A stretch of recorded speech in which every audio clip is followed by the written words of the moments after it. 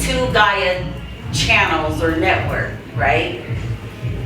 What sets you guys apart? So Gaia Television Networks, totally separate entity, not affiliated with us, is all about quantum consciousness or quantum mechanical physics. They talk about everything from aliens to spirituality. We don't really talk about that. We talk more about real world adaptation of technology as it affects people, places, and things. So Gaia 5G, that's connectivity, internet. We close digital divide with that service. We bring reliable internet to folks who can't afford $70 a month, $80 a month, or they just like, hey, we want a different type of internet than what we've traditionally been getting from AT&T. So that's what Gaia 5G is about. Gaia Green Earth is an entire planetary ecosystem. We provide solutions for municipalities, communities, from congregations to community groups. Anybody that wants to say, hey, you know what, we want to reimagine our community today. So we have a list of programming from transportation. Let's say you're trying to get a group of people to get to work. They don't have access to reliable transportation. We come up with what can you afford faster than a new Tesla? You can get an electric bike, right? So we have a program where we have a subscription just for electric bikes. So people can say, hey, I don't have to have a credit check, but I can get an electric bike, pay $70 a month. Now I got transportation, I can get to work. That's another way we close the gap. Now, we're not waiting for the government to give us these solutions, so we have to enact it. But we do work with governments to make that process happen faster. So there's right now $200 billion just for wireless networks. Now, who's getting that money? We think about, oh, we're gonna get free internet. We don't think about who's gonna be the companies that actually install that internet. That's how we really close the gap. Putting people to work, innovation, training for new jobs. That's what we really do. So our Gaia is all about people, planet, and things. How do we empower people to be a part of these new economies based off sustainability? If we look at what's happening in venture capital, black women get less than 1% of VC dollars. Black people in general only got 1% total of the $200 billion that was available. So how is that sustainable? How can we create a sustainable cycle of money, energy, resources that make it more equitable to live on the planet? It's enough of everything. There's no calculator that can add up all the money in the world. So how are we saying it's lack? It's lack because we don't have access. So now we have to democratize that. That's what Gaia's here for. What's your goal? What's your end goal? End goal, 1 billion families served. 1 billion families served. How can we serve 1 billion families?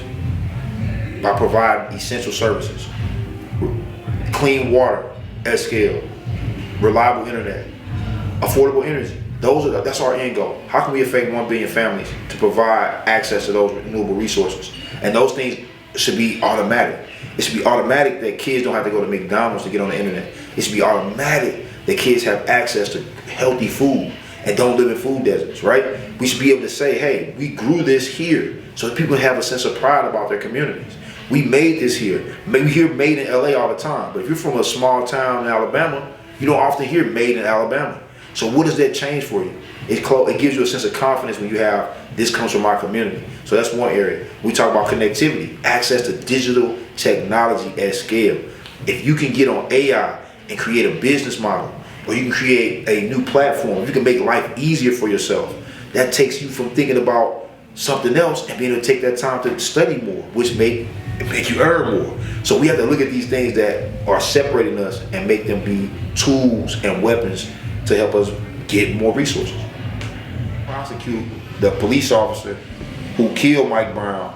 We got him up out of there, and we elected the first black prosecutor, Wesley Bell. Okay. So now he's in his second term. He's running for U.S. Senate against Josh Hawley, who was like little Trump for Missouri. Mm-hmm. Went to Stanford, pure 1%er. But a guy like this doesn't care about any working family. He don't care about white people. He don't care about black people. He really just a scumbag that's like, look, how can I get my pockets fatter and the 1% fatter? Right. So those are the type of guys we want to get up out of power, and we need to do that. That's why we look at elections like we had in Georgia, Raphael Warnock. He get elected, same way we doing in Missouri. We're going to flip the seats, and it's all about flipping that formula. And how you flip the formula, you bring all working families together. No matter the race, no matter the culture, we bring that consciousness together, then we can solve all problems by getting somebody elected officials who care about democracy as opposed to just only 1%. So what is your way of connecting with the kids? Oh, man, how can you connect with the children so they can, absorb all this information? So one of my favorite platforms we use for kids, when we talk about AI, is not artificial intelligence, but like a whole new reimagination, like an alternate imaging. So we have to have kids alternate image a new reality, because they are, people talk about kids being the future. No, we the future, because we have to help them reimagine that imagination to see the future in, because they can't see except for what we put in front of them. So long as we put in what we call degradation culture, like as we like, yo, that's hot. And again, all the hip hop, I'm down with all hip hop. 50 years of hip hop, from African Bambaataa to Glorilla, it's all got a place. But we have to watch what we put in front of our children. Trash in, trash out, right? That's what my grandfather taught me. If you putting in trash in your consciousness, like we got NBA players riding around with thumpers, playing, and kids are looking up to NBA Youngboy and Ja Morant, right? How do we reimagine our infrastructure and what we affect, our effect on the culture, to make us say, man, this is for the kids. Like kids, and kids are such a part of that, right? Hitler was successful. People don't want to talk about this, but Hitler was successful because he had youth. If you have kids and you're able to inspire them in a way that gives them something to a place in the future, if they can see the future in, if they can see like, man, this is a new reality for me and my people, that's a whole nother consciousness we're dealing with. And so we talk about the kids, they are part of this technology, but we have to get all these tools to help our children become number one in the world. We have to think about this. We live in a global society. When our kids wake up, they're not competing against kids in South LA. They're competing with every kid in the world. There's kids in India right now that have ads on Fiverr, and they'll do work that your kids won't do. It's kids in Mexico that'll do work that our kids won't do. It's kids in Africa that's definitely do work that our kids won't do. We have to make it so our kids are still on the leading edge when it comes to what? Information. That's the most valuable commodity I know of. So if we can give them information, that changes generations, and it changes well. The right information. The right information, not you know, that's information. That's information, but we gotta use The that. wrong information. But we gotta use that same pattern to give them right knowledge, right? If we're giving that same, what's making them move, what's making them vibrate, but telling them a different cadence of information. That's what Tupac did, right? That's why people still talk about this guy 27 years after he died, because he gave a certain information. He said, I'm speaking to the hopeless. So he's like, I'm shooting thug like, baby, I'm hopeless. Like, you felt that if you ever been hopeless before. How can we reach the hopeless kids of today? So on your network, if you haven't already, are you going to create a platform for children? Right now we have a platform in beta that's peer-to-peer education. Okay. Kids talking to kids. We got kids in Uganda that are talking to kids in North St. Louis today, because of what we're doing with Digital Divide. And so when we look at our networks, it's the physical network that a kid can get on and log in and say, hey, I want to talk to my friend. So we've been testing this out in beta in Uganda with Kampala, with one of our sister cities program. We also have a sister cities program in Kumasi, which is in West Africa. So we're doing East Africa and West Africa, and we're working on Central Africa, which is Rwanda, one of our other partner countries. So What about here? Here in domestic, we want to do stuff in LA where we doing the same thing. It's the same divide. The Prince of Ethiopia, him and his wife actually just moved here. And so they've been living in LA a year, and they actually had AfricaCon last week. And everything with AfricaCon is not just about the continent, it's about bringing the entire diaspora of indigenous people together from all over the world, because Africa is the motherland. So we want to bring indigenous families of the world back together with African free trade zone. 55 African countries. If you have a product, you can sell it in Africa right now, and without paying a tariff or a tax that outside of your regular state. So we need to have our people knowing about this information. What is the African free trade zone? What is ECOWAS? Well, how can we be involved? I just left Bel Air where we had a group of African brothers over there talking about their fintech technology and how they're democratizing access to payments on the motherland. These are the things that we have to be engaged with nonstop to reimagine. So we talk about what we're doing here, taking that technology that's being used across the pond, connecting it, and connecting that story of we have a sameness. That's what we really, the divisions we made up are all, it's borderless, right? We have to get out of this. So one of our programs is One Nation. One Nation, people think it's more based off America, but it's One Nation across the world. One Nation is about how do we bring all the nations, all the families of the nation together across the planet, especially of indigenous and frontline communities, so we can really be impactful together to transform the world as it is now. Because the world as it is now is not working for us. we think we're sustaining. So we talk about people when they come into this event, they thinking we trying to sustain what's in existence. No, we trying to destroy all this because none of this working for us. It's only working for 1%. So if you are for the sustainability of this system, you part of the problem. This is not working for the working family. So we got to destroy this entire system. It's done. Good, Mike. I need my CNN. This is it. All right, here we go. Welcome to LA Tech Week, Sustainable Cyphers. Here I have Jeff, and the name of the company is Jabbler, right? That's it. All right, great. So we're going to ask a couple questions really around sustainability and what do you see as the impacts that get us from 0 to 1 in frontline communities, and also share about your journey and what you do and how it equates to being sustainable and really helping communities. Sure. Yeah, I run a company that builds solar infrastructure in Nigeria and Tanzania. And like to your point about what really helps communities go from 0 to 1, I think it's just access to the ideas, the technology, and then people like you or people in this community just taking people's ideas seriously, taking dreams seriously, and then doing whatever you can to support them. All right. So what do you see when you're on the ground in some of these communities as obviously energy reliability we know is such a needed thing. Yeah. But what do you see as something that from a community standpoint that people are like, this is what we need now? Yeah, I mean, in sub-Saharan Africa, there's 600 million people living without electricity, and most of the people that have it end up burning either kerosene or generator fuel to power their home. So what they're kind of needed, it's expensive, it's carcinogenic, causes cancer, it pollutes your home, it's hard for your kids to read. So it's really just like that initial need is people don't necessarily are looking for sustainability, they're looking for something they can afford, something that's clean. It's not necessarily the idea initially like let's do something great for the environment, it's like let's do something good for our family. Yeah. And I think that's how if you want a technology or solution to work, it's got to hit people where they are. It's got to be good for what they need right now. And people are always thinking about, their kids, they're thinking about their pockets, they're thinking about, what they can do today. Yeah. And I think that's where solutions need to be designed for people and where they're at. 100%. Jeff, I couldn't agree with you more. When we think about working families, even here in the States, 60%, the majority of low to middle income families spend 80% of their income on housing and energy costs. So imagine in a First Nation country, and I hate to use that word, but a third, we call it at this point, we don't know where we are standing is in the world. Right? It's just kind of up and down. But even in America, where we have so many access to resources, we have 80% of families spending this vast majority spending 80% of their income on energy costs and things that should be essential. So imagine in sub-Saharan Africa what that looks like in a place where we don't have so much connected infrastructure or even reliable internet or reliable energy. Yeah. So these are things that we come together to create positive solutions. And which leads me to my probably final question. What do you think what is something that you would need or those community folks need to like do more of what you want to do in terms of solving problems with infrastructure? Yeah, I kind of always believe that anything's possible, solutions are possible. So I think just being able to identify the problem and then just have more access to information, what's out there, what solutions exist.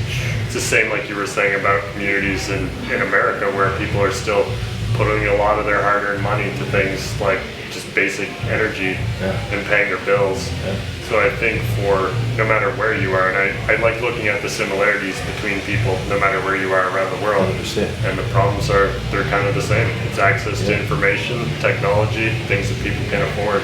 And that's how we scale the solutions this planet needs. And that's Sustainable Cypher. That's it. Appreciate you, Jeff. Cheers, man. Cheers. Let's get a good drink. And if we show the data, see what we're just talking about, 1% going to these funds, 1%. That's still fodder. But if we take that data and make it real in terms of science, like black males, what percentage of black males? Let's break down the data per demographic and see. Now we calling out real actionable data with real people, put a face to it, put all those people in the same room, and now we're making a campaign against these companies, whether it's Anderson and Horowitz, who is like they put on Tech Week. Yeah. That AWS and other companies sponsored by AWS, and some of these companies have resources to say, hey, we need to help bridge the gap. Yeah. Right? They're making the investments. I think there's two other components to this that'll really give us power. So it's not only access to capital, but it's also access to customers.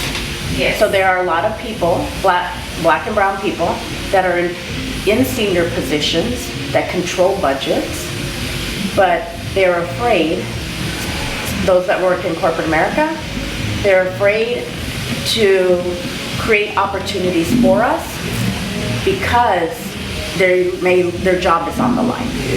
That's true. And we've had that experience because we are calling on enterprise companies, and we have a very powerful network of our own that we built over our careers, right? And now we're all founders and entrepreneurs and launching companies. And we've gone to our friends that are in those positions of power, that are in charge of DEI budgets, that are VPs of marketing, that are, executive vice presidents, sort of whatever.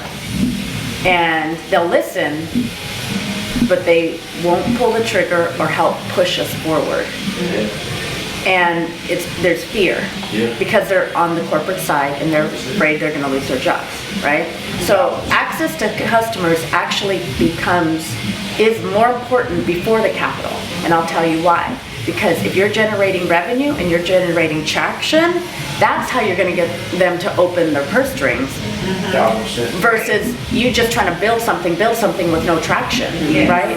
You got to demonstrate, right? And if you have customers, if you have revenue, you have control, you have leverage. Right. So access to customers is more important right now, first, before the capital, right? And then the second piece of this is the leadership and emotional intelligence piece.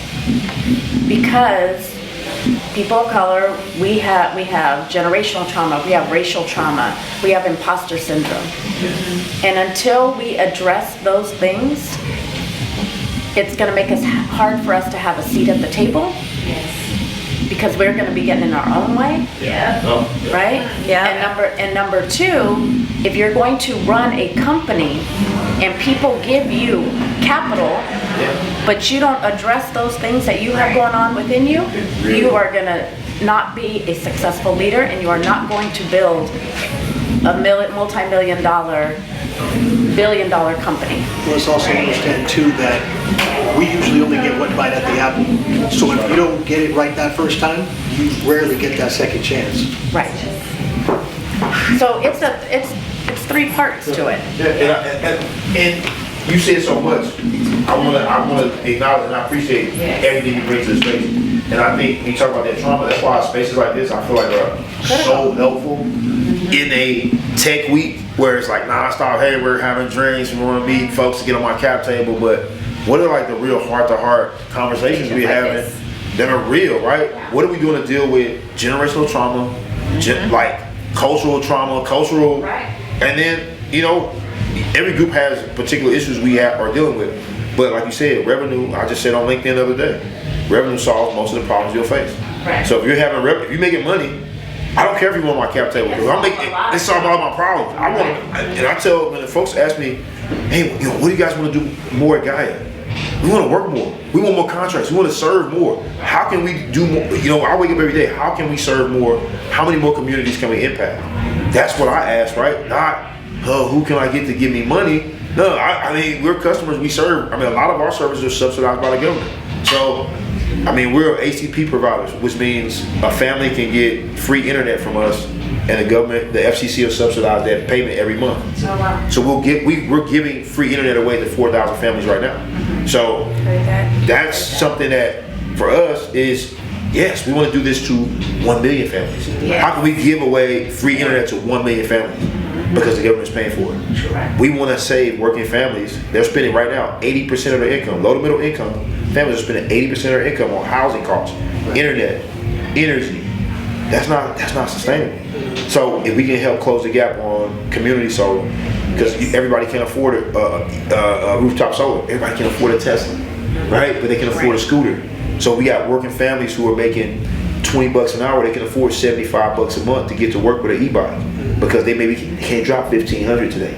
because that 1,500 is different for a working family. They're like, yo, I mean, we all work, but when we talk about work, we talk about our everyday, like when we talk about the pandemic. Lakers Stadium shut down. I met a lady, she said, I got 6 people in my house. I don't know what I'm gonna do. Her money she makes at Staples or form of crypto now is gone. So she got 6 families she responsible for off that $20 an hour. So when it's a concert, a game, she needs that money. Yes. So how do we upskill our people? Like, so we talking about We're customers. handling the soft skills as of life. That's right. Someone else can handle the hard skills. That's Someone right. else the money part, right? Yeah. So wait, you doing the soft She doing skills? soft skills, yeah. Yeah, Okay. so my company's called Zella Life, and it's coaching as a service platform. Okay. So we help companies develop diverse talent and middle managers. So, you know, in corporate America, we don't have a colorful leadership landscape, right? So we're trying to close the gap on the soft skills part to help people of color advance into leadership roles. Love it. Yeah. 100%. Yeah, so. Just about to do skills school, because Oh. even teaching the youth, because it's like, you know, your parents couldn't teach you stuff that they didn't know. Yeah. And what you gotta do is be the one to pass on Right. to your children the wealth. And that's where you gotta start. A lot of people be like, oh, I wanna do this big old thing. You gotta start with your own personal economy first. Everybody was like, the economy this, I took the most trips I've ever took in my life during COVID. Like, I was on tour doing financial literacy, because I do teach people about money. I was teaching people about crypto. Like, nothing's stopping you guys. It's just communication and learning a new skill, because I didn't know all that. My background is real estate. I've been in real estate for 18 years, help people set up their companies. But having 5 children, I now need to help these 5 children figure out what they're going to do in life. I had to develop some more skills. Yeah. This one plays sports. I mean, I play sports, but you know, I started business. This one likes fashion. So now you got to learn a new skill, a new language as well, like a money language. Yeah. Hey, Tiffany, come on back. Thanks everybody. First of all, I want to thank everyone for coming out to LA Tech Week. We're going to keep the conversation going and find out more about what everybody does. So you got the soft skills. We're addressing the trauma, and every week I do a private course or whatever you want to call it, a 7-week 7 chakra with one of my producer friends, June Love, Reiki healer, where she teaches you about the 7 chakras. Like, people don't understand how to balance themselves. They don't understand why this is going wrong. Even before you deal with a therapist, just being able to take care of your body, you know, so that you can think and balance all these things. So we do a course every Wednesday at 11. You can find the link, or can make sure you guys get it if you want to hop on. Just Zoom, just to understand what color should I be wearing this week. You know, because colors attract energy and vibrance, and if my back is hurting, what really is my body telling me, or what I need to do? So you start, you know, taking the time for you on Wealthy Wednesday, where we'll talk about wealth and health. You know, so she talks about the health. I'm gonna talk about wealth, you guys. My name is Success Money. That's my legal name. And it's energy, it's currency. You know, my middle name is Goddess. So God is in everything, but success, really, that's what everybody wants. And everybody has a different version of what success is to them. Mine's is getting up, doing whatever I want to do today. I haven't worked a 9 to 5 since I was like 16. And I learned at 12 I didn't really want one, but I developed a skill. Like, 9 to 5s are actually good for developing skills. And if you don't have like the mindset to where I don't want to create, I don't want to do this, but I want to support, I want to establish, you know, it's everybody is necessary. Nobody's more important than the other person. But you know, when we come together, then we're able to do this big great thing because we mastered our own self and skills. So right here in this room, you know, we basically can solve all of our problems. You change the world. I mean, that's that harmonic resonance. Yeah. And I think when you look at everything that each of us bring, you know, and even we kind of got this half circle, but it's kind of interesting. Well, yeah, we talk we'll go around about. the circle. No, it's great. We talk about. We should talk to everybody about what they do. Just know who you are, Yeah, so we and know what you do, and everyone how we is. can help you. And Like, share, you gotta communicate and connect. 100%. I think that's one of the things we come out of Tech Week action. Like, I've been this is my 3rd Tech Week, and I'm like, wait a minute. You know, you meet a lot of folks.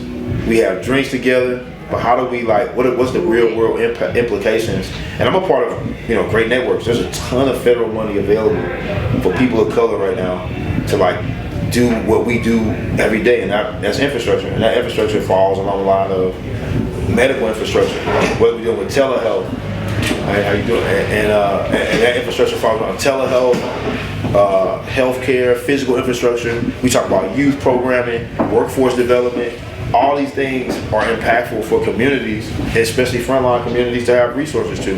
And we need to like have more of this to not only create accountability, but when you talk about customers, what's a better way to get customers than to refer somebody you know that does a good service, right?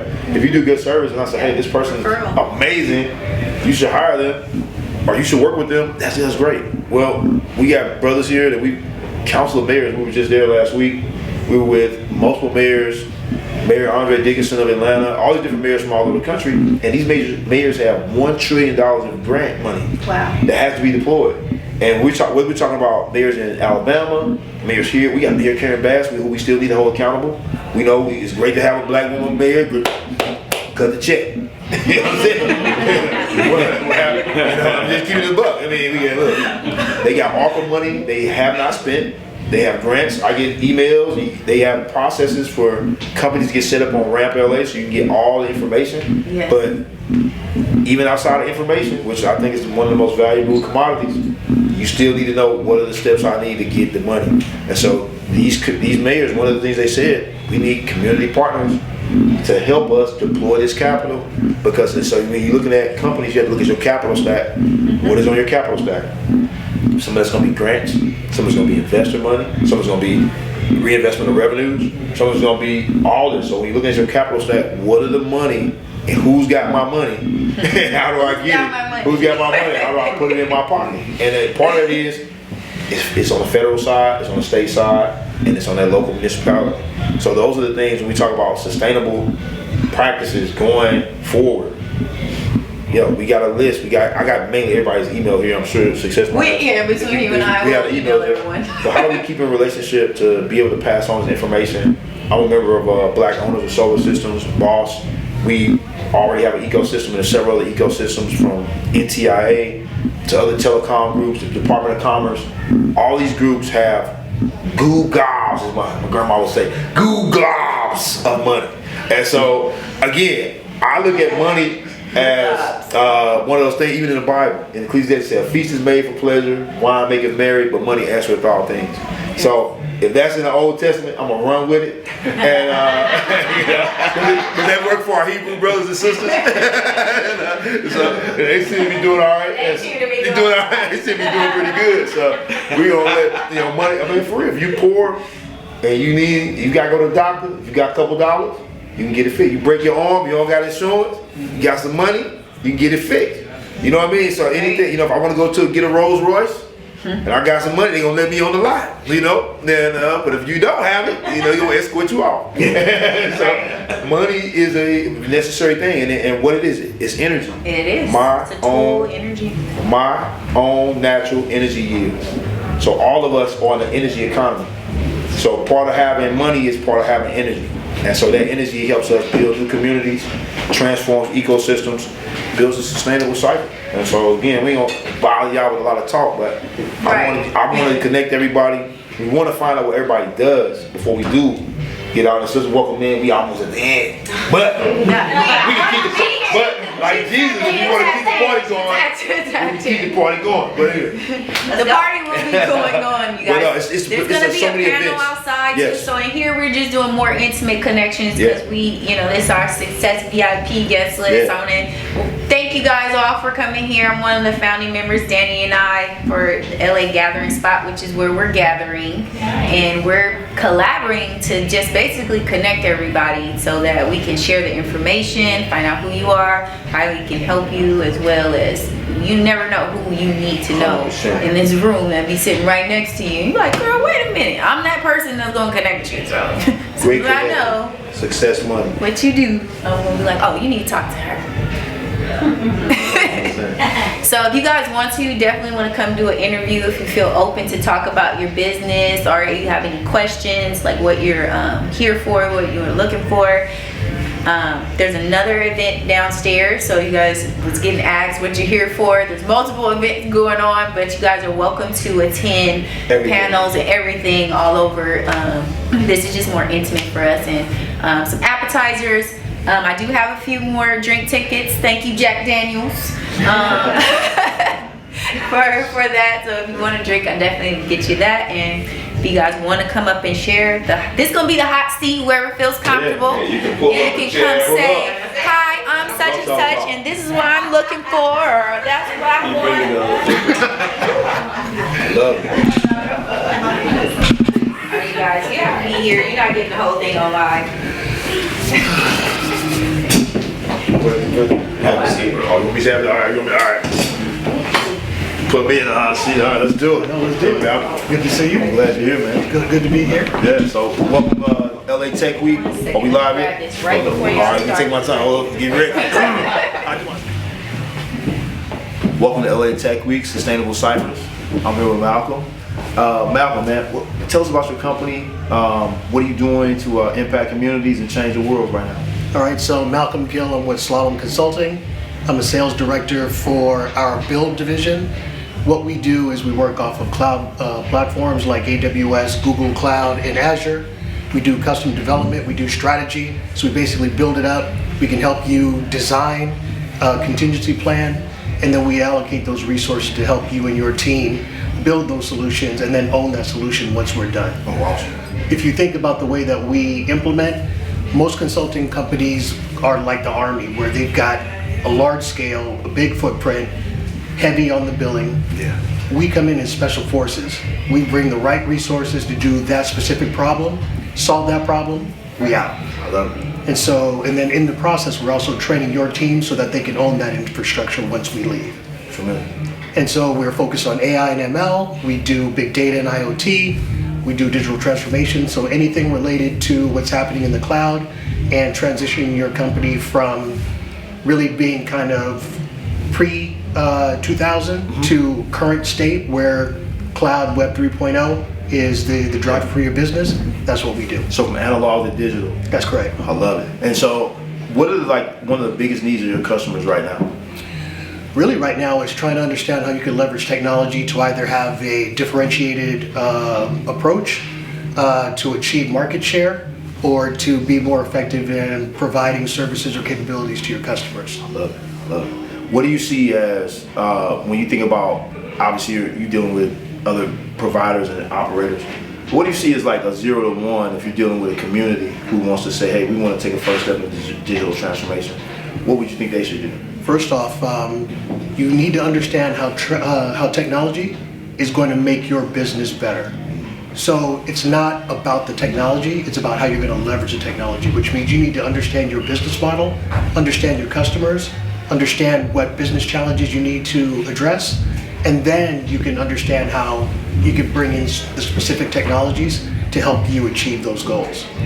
So if you were talking to a young person, and that young person would say, hey, I want to get a career in cloud and understand IoT, what would you think those maybe 3 steps they should take to learn about what you do? Well, there are so many ways that you can learn about no coding. Yeah. You can do that on YouTube. I mean, YouTube has so much information, Really? free and available for anybody to be able to pick up and learn on their own.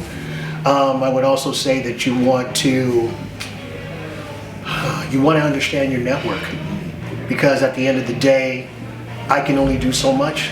You need to be able to scale out. So if I know coding, you know business, you know customers, you understand the marketplace, we as a group of 4 can do so much more than just one person being able to do things. So collaboration and being able to leverage the free access to technology, I think, are the 2 main keys. That's awesome. And that's a sustainable cycle. Appreciate you. Appreciate you, man. All right. Thanks so much. Okay. All right. Does anybody Remy want to Moraz. drink ticket? Rest. You know about No, you're Remy You know about to try to bring me bar, right? You guys are Welcome to LA Tech Week, Sustainable Cypher. I'm with Remy Moraz. Zella Life. Let's take that. Let's run it back. You The bar can give you the water. Okay, no, I'm just checking. Mic check. We live? Yes. Of course, we're live. All right. Welcome to LA Tech Week, Sustainable Cypher. I'm with Remy Mraz, Mraz. Zella Life, Yes. founder, co-founder, Co-founder and CEO. co-founder, CEO. All right. Tell us more about what you do and how it affects not only impacting communities, but how it is really changing the world. It is changing the world. So Zella Life is a coaching on demand service platform, and we provide executive coaching into companies, but we're focused on diverse talent and middle managers. So diverse talent and middle managers in organizations, actually in America, are the largest workforce groups, but they are the most underserved when it comes to development, professional development. And the reason why is because companies don't know how to scale it if it's really large. And we figured out a way to do that through service and technology. So one of our differentiators is that all of our coaches are diverse. So we know that 78% of people of color, when it comes to mentoring or coaching, want to work with someone who has the same background or lived experiences, right? And then with middle managers, what's been happening since George Floyd is that we're living in heightened culturally sensitive times, right? There's cancel culture and there's call out culture. So what's happening is middle managers are afraid to give honest feedback to the diverse talent. So what's that's creating is a bigger gap for employees of color to advance into leadership roles, because they're giving the honest feedback to the person who looks like them, but not to mirror you. Wow. So it's actually creating a really big problem. So our coaches are going in and addressing the collective trauma gap. And what that means is that both people of color and white people have experienced trauma, but from individual perspectives or experiences, right? Throughout history, but also in the last 3 or 4 years, right? With everything going on. And so our coaches are going in and addressing everybody's individual trauma on both sides of the fence, but also providing the leadership development, upping everybody's emotional intelligence. That's the core of all of our coaching. And so we do all of that through service and a mix of AI-driven technology to enhance the service. So we're dealing with people, and a lot of what we do at Gaia is really about people interacting in spaces. So looking at people and how you deal with people so much on an everyday basis, what is your big bet in terms of creating a more unified approach to not only your work, but our world as we share it? Yeah, so we are actually creating big impact.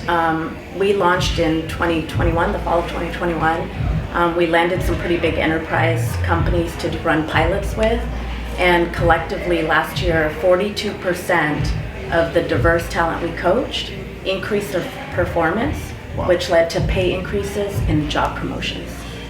And 100% of the people we are coaching, whether they were white or whether they were of color, reported increased confidence in having difficult conversations. So let's dive into that a little bit more, and I'll give you an example. We had one company where they had an off-site team meeting, and the boss's boss, who was white, said something off-color, inappropriate in the meeting. The black people that were there in the room were offended by it. The woman she said it to was so upset she wanted to quit her job. And so she called and had an emergency coaching session with our coach, right? The coach talked her off the ledge. She felt better. Okay, I'm not gonna quit. And here's what we do as people of color. We have all been through so many experiences throughout our life, right? And we keep giving passes to people because they say ignorant stuff. And we're like, we get tired of calling people out, so we just let it go, let it slide. But we don't let it slide. We internalize it. And we store all that energy in our body, right? We were just talking about that. That's right. And so this woman's experience, her wanting to quit, wasn't really based on that one moment. It was based on a career. Cumulative experiences, right? That built up, and she was like, this is it. So the coach talked her off the ledge. She's like, okay, I'm good. I'm good. She goes, no, you're not good. She said, you need to go address it. And not necessarily with the boss's boss, but with your boss. So she empowered her and gave her the tools to go have a healthy, peaceful conversation with her boss. And it got it off her chest, right? But here's the beauty of that. She empowered her and gave her confidence to have a difficult conversation. Yeah. So now she has that energy to work from. Yeah. She knows what that feels like. She now knows how to have a healthy, peaceful conversation in any type of conflict, Yeah. whether it's at work or in her relationship. And so if we can collectively all improve our emotional intelligence to deal with conflict in a better way, in a healthy way, what would that do to our community, Well, I mean, our families, Man. right? transformation. Transformation. We had another gentleman who had a breakthrough and literally bawled in his coaching session because he realized he no longer had to carry the weight of succeeding for his race. Not just your family, Yeah. for your race. He's been carrying that for 40 some years.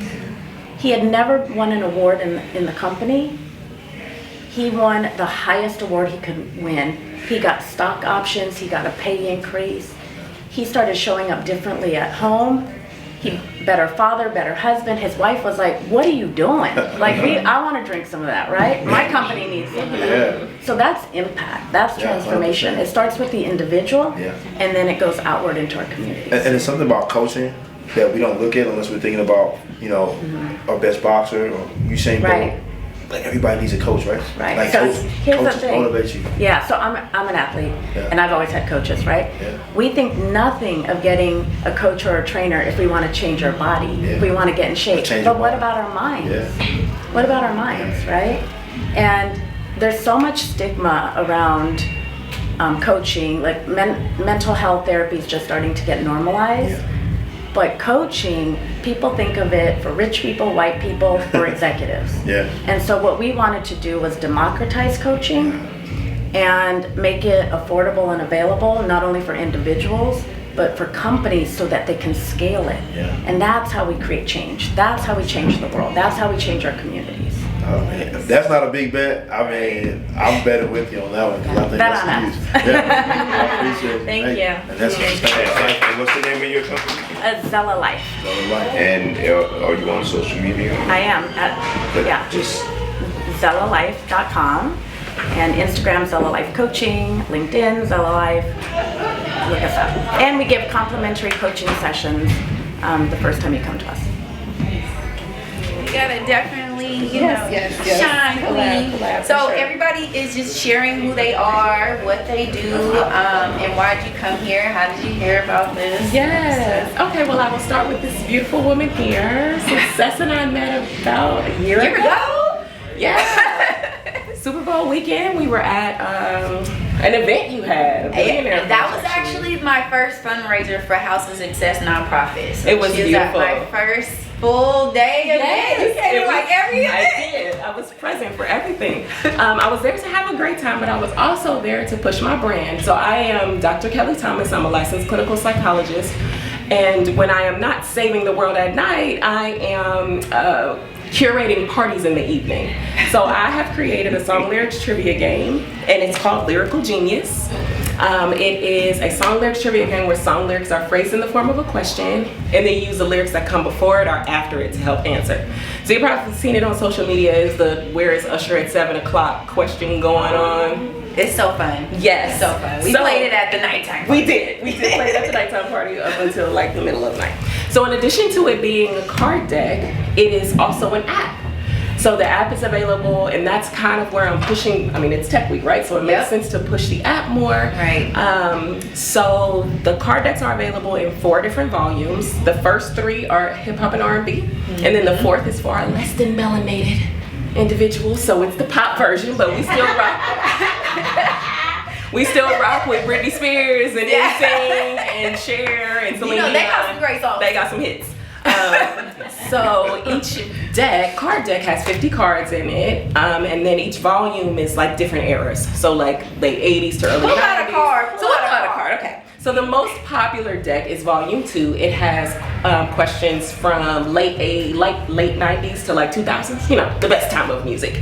So one of those questions from that particular volume is, What does Sir Mix-a-Lot like? Big butts. It was so fun. Because I'm like, you know how I am. We were out there shouting out. I like softball. Let's take it up a notch. We'll take it up for just a. Sure, maybe 3, but I was first. We'll scale it just small, short. Like, okay. All right. 112 says, you won't know Cupid doesn't lie unless you do what? Give it a try.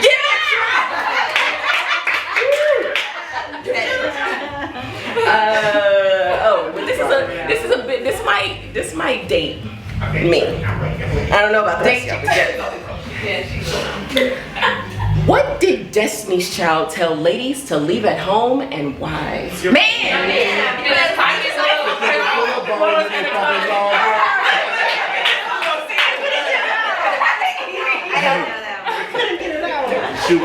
So those are, do you guys, so the most fun part is that it comes in decks, right? So we can play it all together like this. And the app is nice too.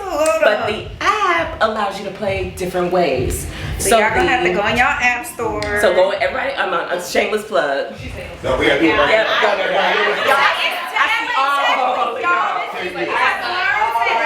iOS or Android? It is both. All right.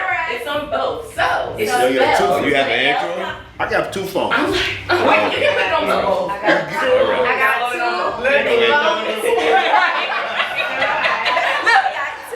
2. She double fisting with the phones. So, go to your respective app or Play Store, and it's spelled Lyrikel. Wait, hold on. You know we spell lyrical. You know you gotta put a little sauce on it. Lyrikel. Gotta put a little seasoning on it. Okay, lyrical for Kelly. And then Genius. Is that it? That is it. Okay. That's it. The one and only, you guys. That is it. So, oh, yes. I'll pull it up here. So that logo, so you guys can see. Lyrical Genius. Okay. This makes me so happy. I was just pausing sad. So you've downloaded it, but you in order to have full access to the app and have all the fun that the app allows, you have to subscribe. Now, all of y'all look like you can handle $4 a month because that's all the subscription is. So it's for, oh, there's the sound. I hear the sound. So you can take some time and I think when you get onto the main page, like when you first click in. Single player, multiple player, party mode. So when you get in and you download, I think it has to ask you for your information first so you can sign in through like your Google or through your, So right at the bottom of your screen, it'll have like new user, I think new sign in, whatever your username you want it to be, your email. So does it track your phone number or something? It tracks your email. So like however you sign in. I didn't sign in but I was signed in You on my signed in other, before. my other phone. Mhm. But I had to get a new phone. It tracks email, you said? It does track email, yeah. It tracks email, doesn't track your telephone. It tracks your habits, doesn't track you, if that makes sense. And so once you're in and you've subscribed, then there are 3 different ways to play on the app. So there's single player, where you just play. I'm thinking about not saying play with yourself. But you play by yourself. Play by yourself. On the game. You play right. On the game. The Play game. with yourself on the game. Play with yourself on the game. And then multiplayer is where you and up to 3 other people, so it'd be 4 people all at the same time, can play each other. And you don't have to be together. You can just say, hey, I want to play you. What's your username? Anywhere in the world, girl, get on. Anywhere in the world. And so then a notification will pop up on your phone that I want to play you, or the 3 of us or 4 of us. The notifications will pop up on everybody's phone at the same time. Everybody accepts. And then it dumps us into a room where we can play together, so that everybody's screen, the question will pop up on everyone's screen at the same time, and then whoever presses the buzzer gets a chance to answer, and it'll let the other phones know like success, press the buzzer, or she got it I'm right. like ready for the buzzer. Yeah, let me just get this just so we can play together real quick. Okay. So just to kind of show how it works. So on the app, in addition to the card deck, there are different genres. So in the card decks, there's only hip hop and R&B, but on the app, there's hip hop, R&B, pop, country, and oldies, and like legitimate oldies, like Teddy Pendergrass and Temptations. Not this like '90s junk they try to say is oldies, because that's not oldies. I feel offended. So that. And then the super cool part, as a subscriber, you get access to new questions every month. So it's not like you're just paying $4 for the questions that you've been playing. So each month in the featured lyrics section, it'll be TV theme songs or duets or love songs or Disney or musicals. And I'll try to kind of tent pole it to things that are happening at the same time. So like 4th of July is coming, so it'll be like cookout music. So I shall give this to you, friend, and me and you can play each other. Okay. So I said, Here we go.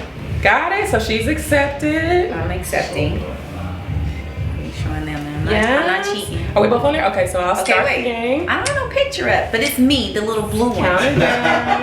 And so you see, they pop up at the same time. So the question is, in addition to her love, what else does Maya say is like, whoa?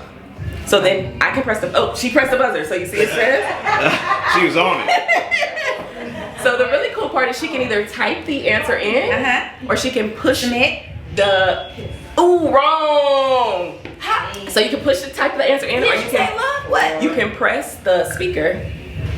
My kiss is like whoa. My made this body's game. like whoa. My sex is like whoa. Oh, I gotta say all of Gotta them? say it all.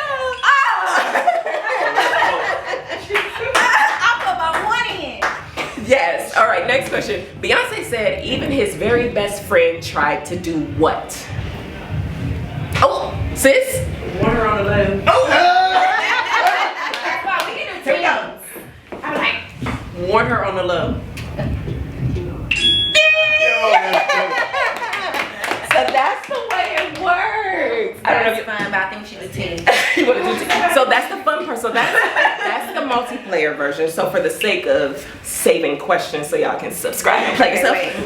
Go back? Yeah, you can go back and exit. It's a digital game show. Yes, Yeah. good. In the We metaverse literally got a digital game and all these things, all the things. And then the third way to play is Because you can be anywhere in the world. You can and be play anywhere with in the us. world. Anywhere in the world. Family Feud, eat your heart. Yes.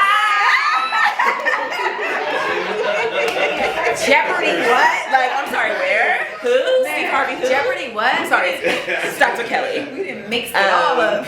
Yes, so my app developer is in Pakistan, and so when we were I'm sorry, working, looking for an app developer. yes, he's actually really good. So they're in Referral. Pakistan, and we were testing the app. He's in Pakistan. A third person was in Florida. I'm here in LA, and we were all playing together. Wow. And like got so caught up in like, Okay. oh, press the button. Oh my God, what's the question? That we forgot we were in the meeting, and somebody was Right. like, so can But we you circle made back that around? fun. But it was really, really fun. It was really fun. And so the last way to play party mode. And so in party mode, you play I'll be in party mode. where you get 60 seconds for each team. And Okay, I never did that though. 60 seconds for each team to answer as many questions as possible, and then the next person goes.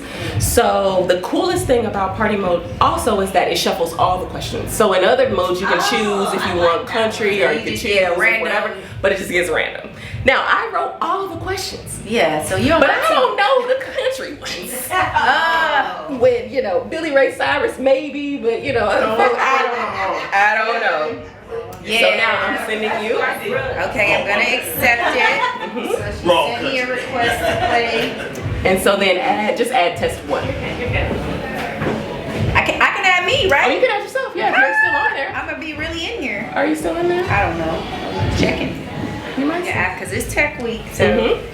you gotta test the shit. You gotta test it. She got a couple tests up in here. Mhm. That's right, testing personnel. Yep, and press create room. Okay. And so then it brings us in together. I gotta put this on the TV. So she's got it on hers. I got it on mine. All right. And How so many people how about can- we how many split this people side can of the room we- is your turn. Wait, could you read that Yeah, so question you again? gotta hold it so they can't The see. chandelier.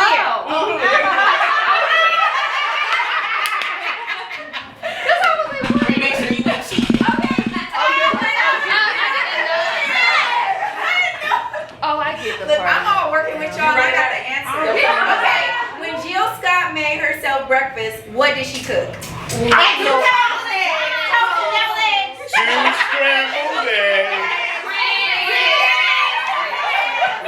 Okay, my team. We got rearview mirror. Yes, They did. As quick as they can. Oh, I'm running out of time. Your turn. they do. All right. According to two Dixie chicks, the weeks went by and spring turned to summer and summer faded into the fall and what turns out to Earl. Anybody know this song? Nope. Skid. According to Beyonce, of what are we apart? According to Beyonce. Oh. Skip. You scared? I know that. We are apart. I know it. The world? Okay, we're gonna skip. In addition to having flaming locks of auburn hair, what else does Dolly Parton? In addition to being the Backstreet Boys fire, what else are you? Backstreet Boys. In addition, what happened when Beyonce sneezed on the beat? The beat got better. Okay.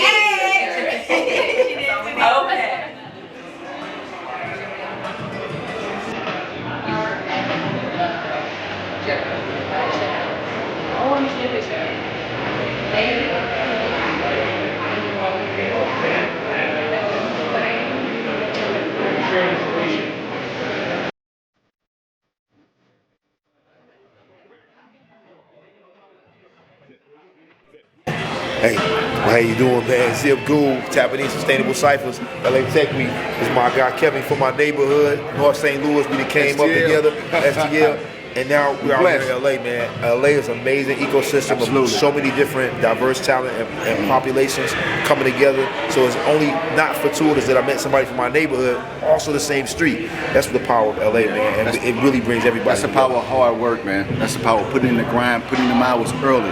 In the dark when ain't nobody watching you, right? You're building your equity, you're building your team before the lights even come on. You out in, it's like the gym, you're a gym rat, but he made it. And I'm proud of this brother. Real talk, all day.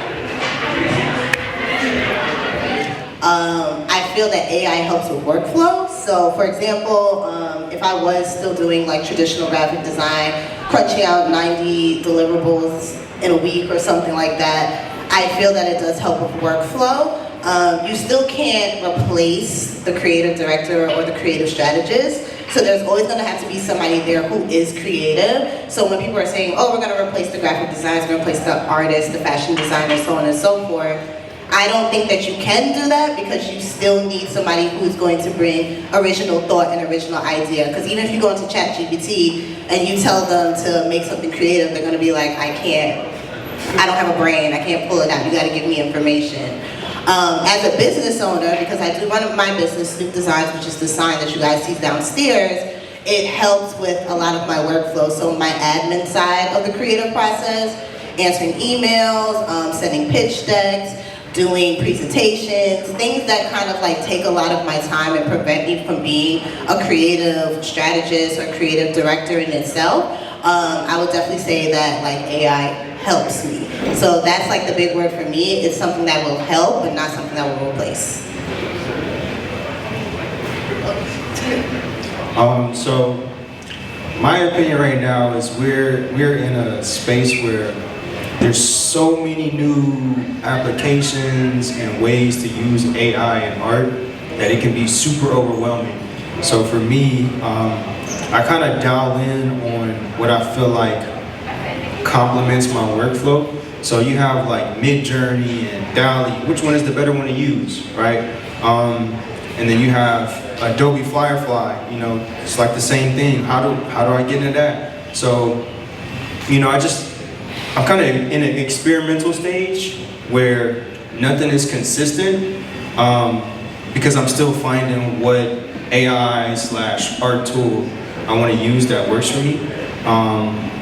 So that's like my opinion is this is very overwhelming time that we're in, but nevertheless, we still are able to elevate the power of our workflow. And so ChatGPT is one of the platforms that I use probably the most consistently as a designer and just as a social media manager, just in all the different areas that I do work, especially with copyright. So that answers your question, I think. For me, I will be first to admit that I was 100% anti-AI for a while, and that was only because the industry that I'm in. I've been in the film and gaming industry for about 15 years, so I was able to watch how different tools could make companies and departments lose jobs. So for a while, I was worried about the people like concept artists, animators and whatnot, and the work they did. So I was anti-AI, but then I needed to step in and think to myself, well, why am I? I've obviously survived the game for this long, and the main reason that I survived the game so long is because I always kept up with the technology. So as I watched many of my peers not make it through the years in their field, I made it through because I always stepped in with it.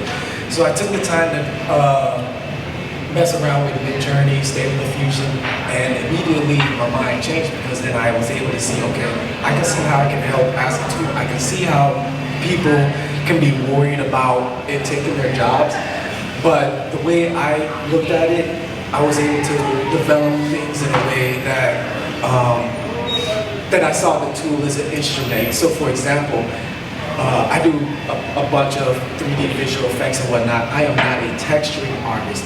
However, I can go into Midjourney and say, well, give me a really cool Ghanaian pattern that I can take this and whatnot.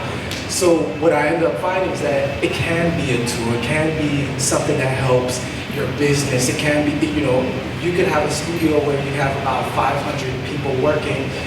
There's a good and bad.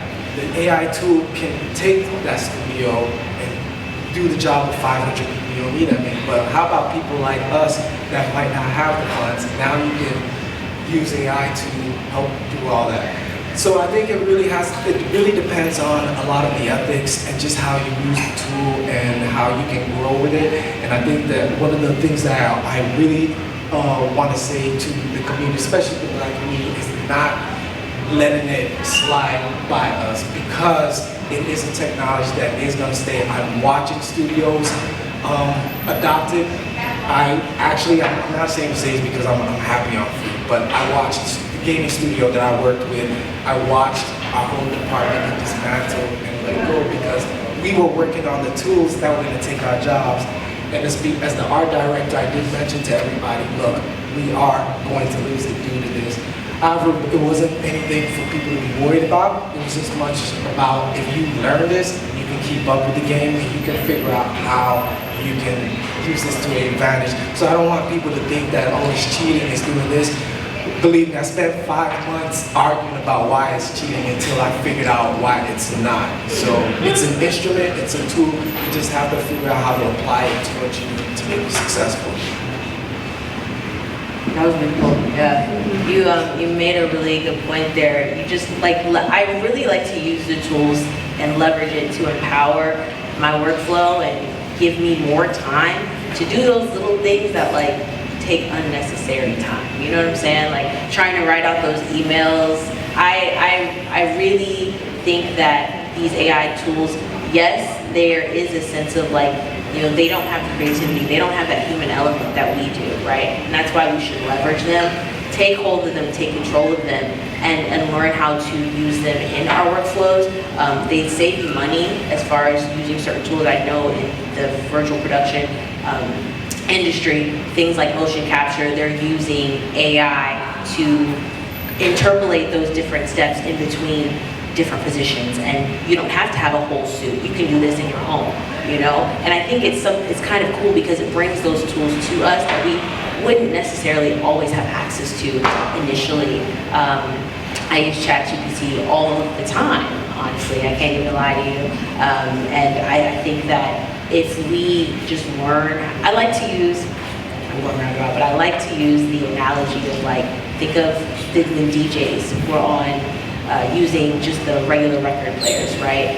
They were great, the music was fire, but they had to go back and forth between switching music, right? Having to find that. But then when there was the iteration of, I guess they synthesized or digitized DJ, there was more time to be creative, People got different with the sound, they tested different things, and I think it gives us that leverage of testing resisting our freedom and creation, and we should just kind of lean into that. They won't take our jobs if we don't let them, but also let's just make our own stuff so that they don't have the opportunities to let us go. We already gone. We doing our thing.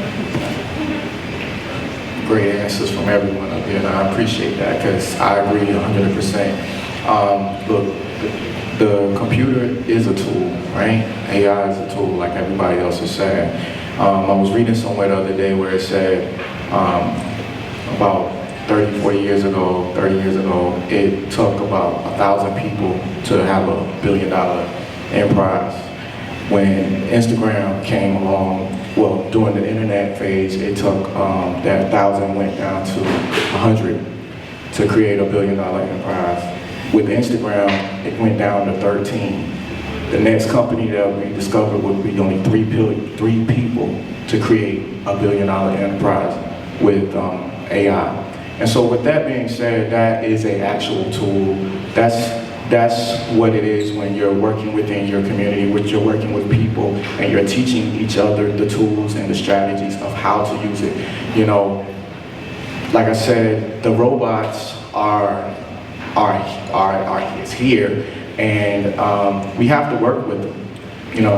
I still tell my mom to this day, you have to learn how to use the computer because at the end of the day, it's here and it's continuing to evolve. So educate your friends, educate your community, educate each other about the tools that you're using so you can understand how to work along the side with the robots and with AI and be able to keep up.